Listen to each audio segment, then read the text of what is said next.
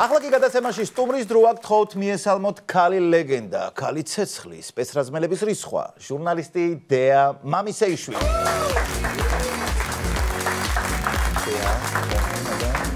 Ილო, შენ თავი მართლა წამყვანი ხარ გონია? ვაიმე ისე მართალი ხარ. ეხლა მეც იგივე დედი არ მეწიეს. რამე ახალი ისინი შემოიტანა. მოძრაობა უნდა იყოს, რომელიც აი შენ მართლა შენი თავი ხარ გონია და მე უკვე ბევრი პროფესიები. შეიძლება ფიქრი. ოღონდ რომ დამირეკეს შენებმა გადაცემაში სტუმრობაზე ვფიქრობდი. რა შეიცვალა წინა სტუმრობის შემდეგ? ხო. აბა თუ გამოიცნობ. ბევრი რამე, მაგრამ შენთვის, მარტო შენთვის. არაფერი გარდა იმისა, რომ თმები გამეზარდა და ვარცხნილობა შემეცვალა. არა, მეტი არაფერი, ხო? სულურად არაფერი. კაი და როგორ ახარ პირველ რიგში, როგორი განწყობა გაქვს? დღეს ხო იცი ისეთი უცნაური დროა, ადამიანს რო ეკითხები, როგორ ხარ? სურო კარგად იყოს, ადრეც მithქოს ეს, ეხაც ვიტყვი, ხო? ახალი ტერმინები შემოდის ხოლმე. აი მაგალითად, შენი შუაღამეში ხო ზივარა და იქ ხო ეკაა და მე და ეკა შევთანხმდით რომ ვამბობთ მედგრად. ხო, მედგრად, იმიტომ რომ კარგად გარკვეული მიზეზების გამო შეიძლება ვერ იყო. მოკლედ სხვადასხვა მიზეზები. შენ როგორ ხარ? მე ჩემი ტრადიცია მაქვს, ტრადიციული პასუხი ამ კითხვაზე, ქოცებზე უკეთ. არ ვცვლი, ანუ არასდროს ვცვლი. სულ ვამბობ რომ ქოცებზე უკეთ, იმიტომ რომ მართლა ეგრევა. სულ ეგრე ხარ. კი. აი ახლა ყაველაშვილზე, მდინარაძეზე, კობახიძეზე, ბიძინა ივანიშვილზე უკეთ რომ ვარ, 100%-ით ვარ ამაში დარწმუნებული. ეგ კარგი. ყოველ შემთხვევაში უფრო მეც იღიმი მიუხედავად იმისა, რომ ძალიან სტრესული სამსახური გაქვს. შენ აი სტრესულ სამსახურზე გამახსენდა შენ და შენი ოპერატორი იქცეცი ლეგენდებათო ეს გივი, აი რავი, გივი, ესე იგი რაღაცნაირად ლამის კონკურენციას უწევს უკვე იმ ლეგენდარულ გივის რომელიც იყო ცისფერ მთებში გივი ჩვენა ვართ გივი, იმიტომ რომ ადრე თუ ამაზე გვახსენდებოდა გივი, ეხა გივიზე შეიძლება უცებ შენი ოპერატორი გაგვახსენდეს. ასევე მინდა მოგილოცოთ ორივეს, ძალიან მნიშვნელოვანი ჯილდო, რომელიც გაგლობალურების გადმოცემს, წარმატებების ყველას, მათ შორის შენ სხვა კოლეგებსაც. და მოდი მოგვიყევი აქაც გივის და შენი ურთიერთობა, იმიტომ რომ შენ რო ადამიანი დინამიკაში და იმაში აყვება, ესე იგი ძალიან მოხერხებული კაცი უნდა იყოს. სხვათა შორის უცნაური ამბავი იყო და რატო?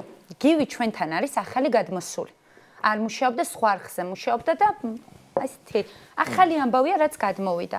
და ჩვენ მოყოლებული რუსული კანონიდან 5 ივლისიდან, მოგეთ ყველა დაძაბულობიდან, ყავს ხოლმე ჟურნალისტებს, ოპერატორები, რომლებთან ერთადაც ხშირად დავდივართ, ან ფაქტობრივად სულ დავდივართ.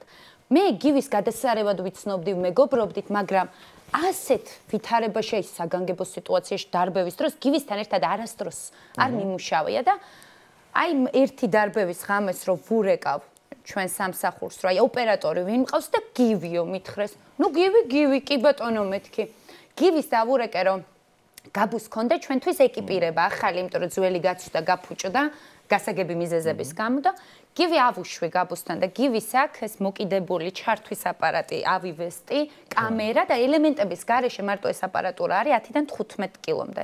სადღაც 4-5 კილო არის ელემენტები. თითო ელემენტი აქვს კამერას და ჩართვის აპარატს და 2 მიგვაქვს რეზერვი. იმიტომ რომ დარბევის დროს იქ ვერავინ ვერ მოგაწვდის, იქ გაზის კაფსულებში და ფოიერვერკში ვერავინ ვერ მოვა, ანუ განწირულია ვინც მოვა რომ ელემენტები მოგიტანოს. და გაბუსთან რო ავიდა გივი და ნუ გაბუს იქამდე ხო გაეგო რომ აი გივი ოღონდ ეს ახალი გადმოსვლის პერიოდია და შენახა რომ გივიო და შენ მიყვები დეასო იმიტომ რომ გივი ვიზუალურად არის სუსტი ბიჭი არანაირი სპორტული მონაცემები მას არ აქვს და იმხელა აპარატურა იყო რომ აი მხრებს ქვემოთ ქაჩავდა გივი რო დადიოდა და კი მე ვარ რომ მე დეასთან ერთად უნდა ვიმუშაო და განახებთ როგორც ვიმუშავებთ რა და გაბუ მირეკავს რომ გივიზე ვდარდობო იმიტომ რომ რა ვიცი ცოტა ნორმალურ ჟურნალისტს გაყოლო და აი შენთან ერთად რომ მოდის გივიო და რო ვუყურებ ამ ტექნიკასო და გივისო მოკეთ ძალიან მედარდებაო დავიწყეთ მუშაობა მე და გივი იმიტომ მალე დაიძაბა სიტუაცია იქ ჩვენ სარბენი გავხდით აქედან იქით თაბუკაშვილიდან ელბაქიძეზე და იქამდე ვიდრე ეს პოლიციერებთან ერთად სირბილს დავიწყებდით ვიდექით ქაშვეთსა და თბილისი მერიოთ შორის შემაღლებულ ადგილზე და ეს როგორი ლოკაცია ანუ იქ რო დგახარ თავი გაქვს მობეზრებული და რატო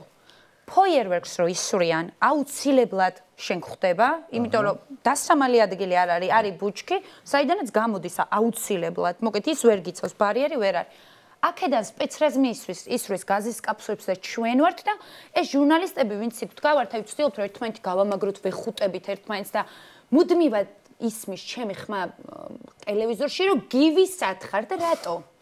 გივი დგას ცენტრში. იქიდან ფოიერვერკი აჩვენებს ფოიერვერკს, აქედან უცებ გაზის კაფსულა მოტრიალდება და ნუ ერთი ასეთი ეს შეტაკების ამბავია და დაბრუნდა გივი ჩემთან, იმიტომ რომ მე სულ ვკიოდი რომ გივი ჩემთან. მე მგონი ამ ფრაზითაც რაღაც ამ ფრაზამაც თავისით იმუშავა. გივი მოდის და როგორ ხარ მეთქი ვეკითხები და ძალიან კარგად რა და მეთქი ან ფოიერვერკი ან გაზის კაფსულა ხო არ მოგხვდა და ვუყურებ რომ ანუ შარვალი აქ დაფლეთილი. ანუ ყველგან აქ ნაფლეთები. არა ძალიან კარგად ვარ და თან ეს ფეხები ამომწვარ. მეთქი ხომ არ გტკივა? არა, არ მტკივა. ნუ ზემოთ ავხედე ეს ქურთუკიც დაგლეჯილი, დუტი ამომწვარი და მეთქი მოდი დაისვენე 5 წუთი გივი და მერე გავაგრძელოთ მუშაობა. კარგად ვარო. მეთქი გინდა ბესიკზე რომ ჰაერი ჩაისუნ თქვენ, იმიტომ რომ აირწინაღი და სათვალე არ ეკეთა ხოლმე გივის. ანუ მე პირველად ვნახე ჩემზე გიჟი. ან მე არ მეგულებოდა, იმიტომ რომ მართლა რა ვიცი, როგორ უნდა გაჩა. თვითონ განგებამ დაგაკავშირა. და გივი ბრუნდებოდა. ანუ მე მისდევდი გივის რომ გივი გამეჩერებინა, იმიტომ რომ გივი ბრუნდებოდა და სხვათა შორის ერთი ისიც იყო, რომ იმის მიუხედავად რომ მე ახლა სისუსტით არ გამოვირჩევი და ჭარბი წონაც მაქვს, მე ასე ვთვლი ყოველ შემთხვევაში. მე მაქვს გადასარევი მონაცემები სირბილის. გადასარევი.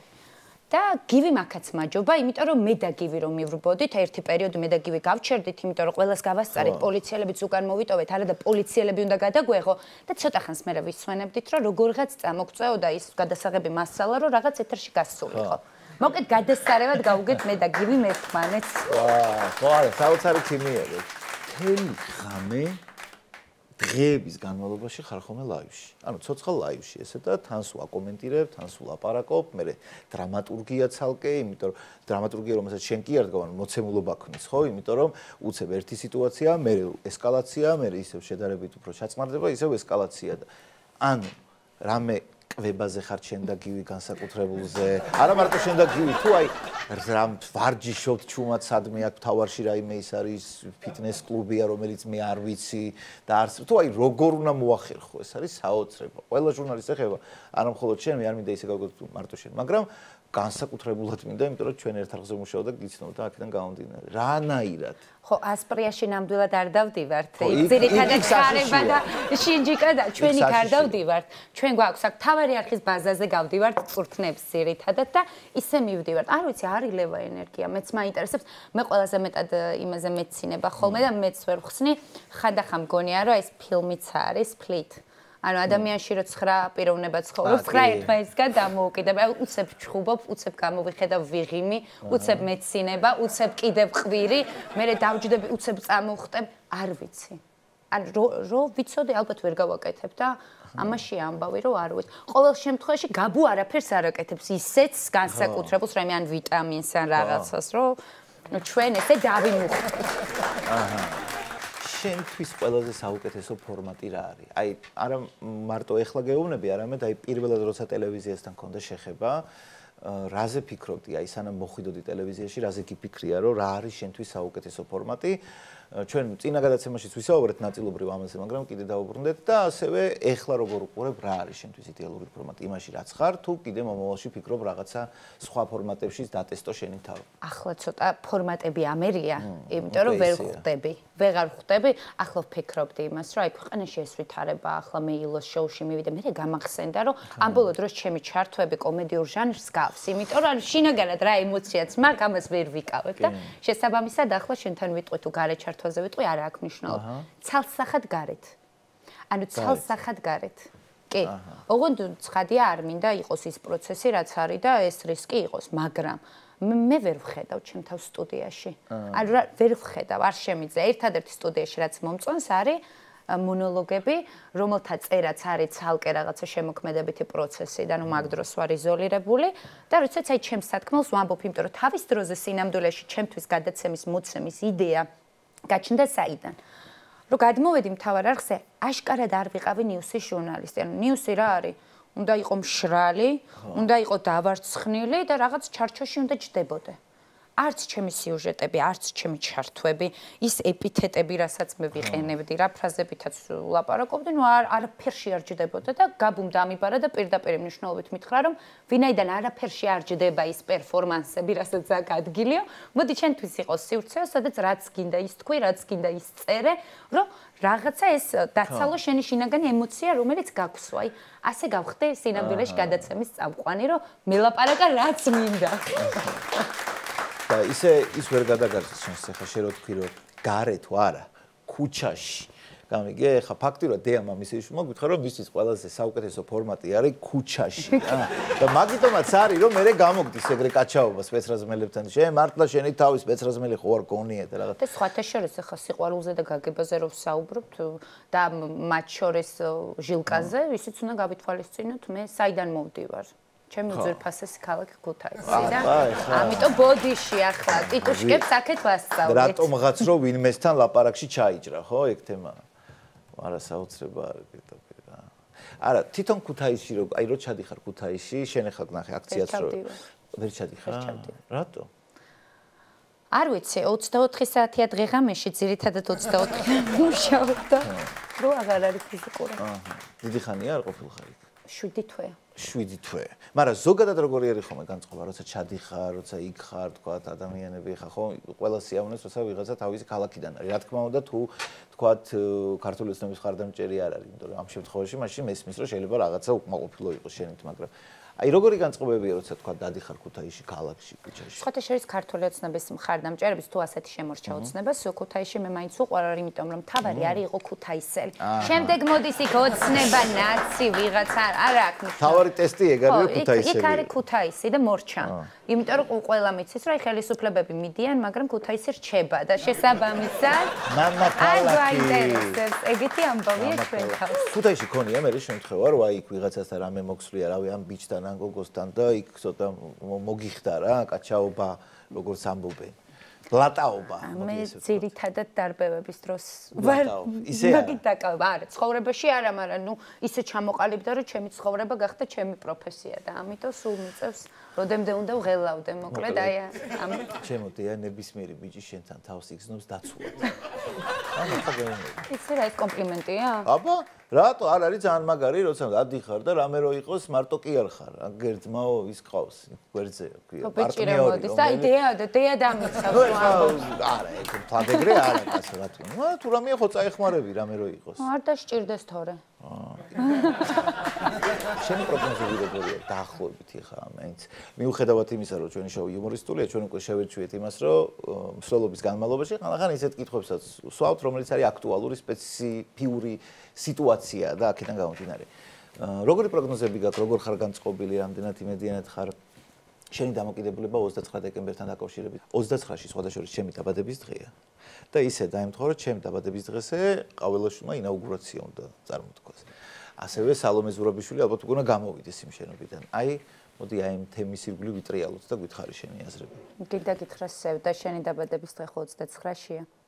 14 დეკემბერს იყო ჩემი და მართლა? ყაველაშვილი ამირჩიეს საჩუქრად და მომცეთ. ესე იგი რა გამოდის? 14-ში შენ დაბადების დღეზე აირჩიეს და 29-ში ჩემ დაბადების დღეზე ინაუგურაცია უნდა ქონდეს?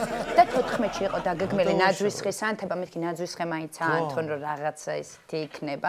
ნაძვისხეც არ ამინთეს. ანუ მარტო ყაველაშვილი მაჩუქეს. ნაძვისხეც ვერ გაიმეტა კალაძემ. წარმოგიდგენია? ხო, ჩემი პროგნოზი. მოკლედ მე ვცდილობ ამ ბოლო დროს რომ რაღაცა ოპტიმიზმით ვიყო სავსე. და ამიტომ მე ვფიქრობ, რომ ბიძინა ივანიშვილი აიქ მოსკოვის ელიტურ აგარაკებზე, სადაც იყიდა ისეთი მდიდრული სახლი დაფუძნდება და მეტი დრო ექნება, რომ მისი შინაური და გარეული ცხოველებისთვის მოიცალოს, პირდაპირ დაირები მნიშვნელობით, მათ მიხედოს, დაფუძნდეს, დარჩეს იქ, იმიტომ რომ აქ აღარავის სჭირდება. ჩემი პროგნოზით მამუკა მდინარაძე ამის შემდგომ დაიწყებს ალბათ ბავშვების მომზადებას მათემატიკაში, იმიტომ რომ მას ეს გამოსდის და ბავშვების მომზადებას რომ დაიწყებს, მე მინდა რომ მისი ერთ-ერთი მოწაფე ვიყო, იმიტომ რომ კალაძის სტანდარტით მეც მოზარდი ვარ და რატომ არა? შესაბამისად ვაპირებ რომ მდინარაძეს მივებარო მათემატიკა მასწავლოს. ხო, კალაძეს არ ვიცი რას უსურებ, კალაძის თავს ისეთი გაუგებრობა ხდება, რომ არ ვიცი, მგონი მას მიხედავენ უჩემოდაც ჩემი პროგნოზების გარეშეც და არ ვიცი, მე ჯერა და დარწმუნებული, აი ჯერა კიდე ისეთია მგონია, რომ მაგ დროს იმედს ეპოტინები. მე ვარ დარწმუნებული გამარჯვებაში, იმიტომ რომ მე ხო ვიცი რამდენი დგას და აი ერთხელ დინარაძე გუჩის ტუფლაკებით ან მის გარეშე რომ გამოვიდეს რუსთაველის გამზირზე და ინახავს რამდენი ხალხი ვდგავართ და მე თვითონვე ექნება პროგნოზი აღარ დაჭირდება აქედან ჩვენი შეთვლება. ისე სხვათა შორის კალაძეს მიკვირს აქამდე ერთხელ და ელოდე მომავალში რომ ესეთი ფრაზა თქვას რომ აი ამდენი ჟურნალისტი კი არ არის, ერთი ჟურნალისტია, რომელიც გადაიცმევს და მე სხვა არხის ჟურნალისტი ხდება. წარმოგიდგინე შენ, რომ გადაიცვი ფორმულაზე ხარ გადაიცვი. წარმოგიდგინე, სადაც იმედზე მარტო ნათურებს სახელმწიფო განათებებს აჩვენებენ, რომ აი რამდენი ხალხია და იქ ხალხი არ არის, კალაძემ რა შეიძლება თქვას? ან ყველაფერი მოსალოდნელია იქ. ისე როგორი ურთიერთობები გაქვს თვითონ სხვა, ანუ იქ ხო რამოდენიმე სხვადასხვა არხის წარმომადგენლები არიან, ხო? და ბევრი ჟურნალისტი ხართ ერთად და როგორი ურთიერთობები არის ჟურნალისტებს შორის? არანაირი ურთიერთობა აღარ მაქვს. არანაირი მეგობრები მე იქით აღარ მყავს იმ ყველაფრის შემდეგ რაც მოხდა. ანუ აი საერთოდ რაღაცნაირად ესე ფილტრავა, ანუ არ არიან ჩემთვის. ოღონდ მე არ მიყვარს ჩხუბი, მე არ მიყვარს ლანძღვა, არ მიყვარს კამათი. ზოგადად არ ვარ აგრესიის მომხრე. აი ერთადერთი რასაც ვფიქრობ, რომ აი მათ თავისი გასაჭირი ეყოფათ. და აღარაფერი არ სჭირდებათ დამატებით. ხო, ნუ მე მყავს იქ მეგობრები და რაღაცნაირად სულ მინდა რომ და ჯერა მაინც რაღაცნაირად იმისი რომ ადრე თუ გვიან საქართველოში ეს საშინელი პოლარიზაცია დამთავრდება რა. იმიტომ რომ მე აი წარმოიდგინე რომ ახსენდება რაღაცა პერიოდი ან კარგად და უკვე ძალიან აი ელემენტარული რაღაცები მახსენდება ძალიან ტკბილად. მაგრამ მე მივიქცევით რომ მას შემდეგ რაც ჩვენ დაუბრუნდებით ჩვენ გეს დასავლეთისკენ, შემდეგ უკვე აი პოლარიზაცია მინიმუმამდე დავა და მე უკვე ყველა რაცა ერთობა იქნება დიდი რა ამას ვისურვებ. აი მე გეტყვი რატომ აღარ მყავს. სინამდვილეში ჩვენ ხომ მაგ ადამიანებისთვისაც გვინდა ის სიკეთე რაც იქნება და მათაც გავუზიარებთ, მაგრამ აი როდესაც ჩვენ მუდმივად მათ ვიცავდით წლების განმავლობაში და ახლა ამას როცა მოусმენენ ჩემი ძველი კოლეგები, ალბათ ძალიან კარგად გაახსენდებათ თითოეული შემთხვევა. აი მაკას და შეციკას, გურამ როგავას, მარიამ გაფრინდაშვილის ამბის შემდგომ, როდესაც იქ ნებისმიერი შეიძლება ყოფილიყო და იქ ნებისმიერი შეიძლება მოეკლათ. პირდაპირ მნიშვნელობით და ფეხქვეშ გაეთელათ, შენ კოლეგაზე როდესაც არის საუბარი და შენ ხარ ამ ყველაფრის მიმართ აბსოლუტურად სტერილური, შემდეგ დამაჯერებელი სახით შენ აუდიტორიას ეუბნები, რომ აი იქ რადიკალები დგანან და ისინი იმსახურებენ, რომ ასე მოექცნენ როგორც ექცევიან, ვერანაირი ურთიერთობა ვერ მექნება. ანუ მე ეს არ შემიძლია. აი, თვითონ როგორ უყურებენ შენ ბოლოდროინდელ ამბებს, განსაკუთრებით რახან კიდევ ერთხელ უნდა აღვნიშნოთ, რომ დაიძაბა ეგ სიტუაცია ოჯახში. აი შენები როგორ უყურებენ ამას, შენი მეგობრები როგორ უყურებენ, ანუ ხშირად გეკონტაქტებიან, ნერვიულობენ, იმიტომ რომ არ იქნება ახლა მათთვის ადვილი, ხო ეს ამბავი? ჩემი ოჯახი შეჩვეულია. საბედნიეროდ ოჯახში ყველა საკმაოდ ძლიერი მყავს პირველ რიგში მორალურად. იმისთვის რომ იცოდნენ, სჯეროდეთ ჩემი გზის, სხვათა შორის ეს მხარდაჭერა რო არა, ალბათ ვერაფერს გავაკეთებდით. ახლა ცოტა სხვანაირი ოჯახის წევრები რომ მყავდნენ, ბუნებრივია ეცდებოდნენ, რომ მე ჩამოვშორებოდი საქმეს. აქ პირიქითა მაძლევენ мотиваციას, ყველა ჩართულია პოლიტიკაში, ბებია, ჩემა ყველა პოლიტიკოსის სახელი და გვარი იცის, ყველა პოლიტიკური მოვლენა იცის, ან აბსოლუტურად ყველაფერი და გადაცემების მერე მირეკავს ხოლმე ან იქ აქციიდან რო ვაშუქებ, რომ აი იცი რა ბებო, ჩემი აზრით, შენ ეს კითხვა უნდა დაგესვა, იმიტომ რომ რამდენიმე დღის წინ ეს ინფორმაციაც გავრცელდა და შენ ჩემი აზრით გამოტოვე, აი ამ მასშტაბის ჩართულობაზეა საუბარი და ეს მომწონს. ჩემ მეგობრები სულ ჩემ გვერდით არიან, დარბევების დროს ძირითადად ალტერნატიული ქურთუკებით, შარულებით, ფეხსაცმელებით დარბიან, რომ მეუცებ შემძლო გამოსვლა. მე ჩემი კი, აი ტიტუშკებს რომ უნდათ ჩემ სახლში მოსვლა, იქ ჩემი სამეგობრო იყო, სხვათა შორის ჩემი სამეზობლო, რომელიც ვერა და ვერ გავიცანი, იმიტომ რომ რაც იმ სახლში გადავედი, ან რუსულ კანონს ვაპროტესტებ, ან გარუსებას ვაპროტესტებ, ნუ ყველაფერს ვაპროტესტებ, რაც ივანიშვილს უკავშირდება და ის სასტუმროს პრინციპით ხო ცხოვრობ და ეხა რომ გაიგეს რომ ჩემთან აპირებდნენ მოსვლას, ნუ არც მოვიდოდნენ, მაგრამ ეს ხო ყველამ გაიგო და იქ დადგნენ სამი შემოსასვლელი აქვს ჩვენ კორპუსს და ამ კორპუსებთან დადგნენ რაღაც, ნუ მოკლედ გადასარევი გარემოცვა მყავს. მე აღარ ვიცი ვინა ამ ქვეყანაში ხოცი. მე ვეძებს ანთლით და მდინარაძის გარდა ვერავის ვერ პოულობს. კაი, ახალ წელს როგორი გეგმები გაქვს? რას აპირებ 2024 წელი სად უნდა გააცილო? Coca-Cola შეგვიძლია მირთვა? მადლობა. წყალი. ჯერ რუსთაველზე და მერე ვნახოთ. ჯერ რუსთაველზე და მერე ვნახოთ. რუსთაველზე უპირობოდ იქ ვიქნები. გივიც იქ მეყოლება. გივიც იქ იქნება. აუცილებლად. მაშინ ესე კი შევხვდებით რუსთაველზე. საკვირველია. ერთი ისტორია შეიძლება რომ მოუყვეს. რომ შეიძლება კი და აუცილებელია. წინა მოსვლის დროსაც დამავიწყდა და ერთი ისტორია. ხო. პოლიციელებს ეხება, იმიტომ რომ წინაზე მკითხე მახსოვს პოლიციელებთან დაკავშირებით. ოღონდ ეს არის ძველი ამბავი. საკმაოდ ძველი, მაშინ არ იყო ეს დაძაბულობა და ამბავი. სამსახურში ვარ, არის 9-ის ნახევარი.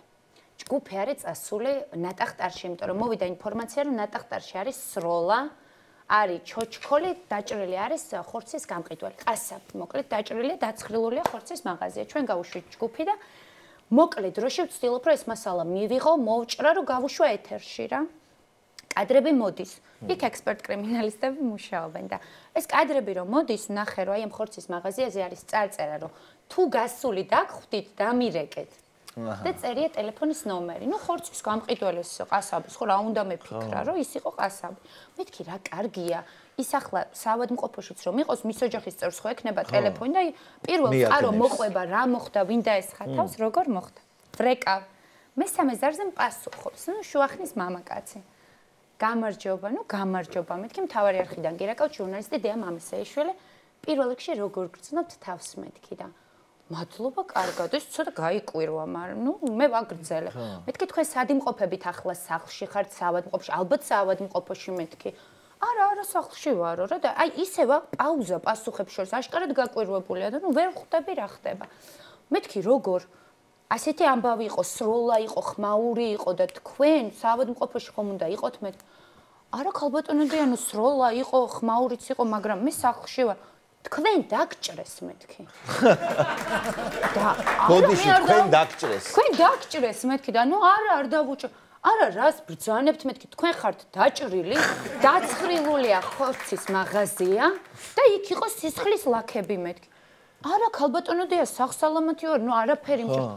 რამდენი იყვნენ მეთქი? რამდენი გესროდათ თქო და ორნი იყვნენ რა და ნუ ისიც ესე ცოტა შეშფოთებული იყო და არ მითიშევს მიგრძელებს ლაპარაკს.